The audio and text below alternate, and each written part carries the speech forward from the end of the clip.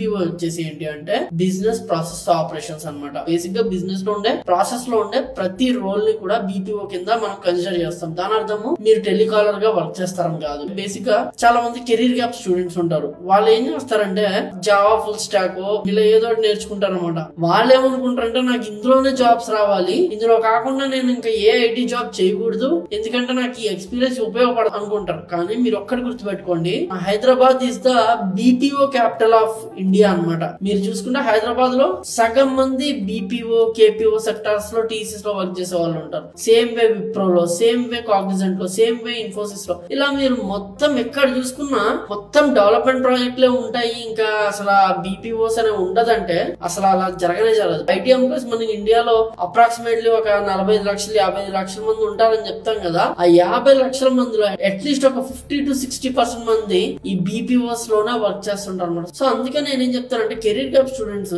మీకు కొంచెం ఇబ్బందిగా ఉంటే BPO is an option for you. మీరు దాన్ని ఎందుకు కన్సిడర్ చేయట్లేదని నాకు తెలియదు, కానీ మీకు అది ఒక ఆప్షన్ ఎప్పుడు తెలుస్తుంది అంటే మీరు అమీర్పేట్ లోనే నుంచి జాబ్ సెర్చ్ చేస్తే తెలీదు. మీరు గచ్చిబౌలి వచ్చి నించోండి, మీకు రోజుకి కొన్ని వందల మంది బీపీఓలో వర్క్ చేసి అటు నుంచి ఐటీకి షిఫ్ట్ అయిన వాళ్ళు కనిపిస్తారు. మీరు ఎప్పుడు ఇన్స్పైర్ అవుతారంటే ఇలా చేసి ఇలా షిఫ్ట్ అయిన వాళ్ళని చూస్తే కదా మీరు ఇన్స్పైర్ అయ్యేది.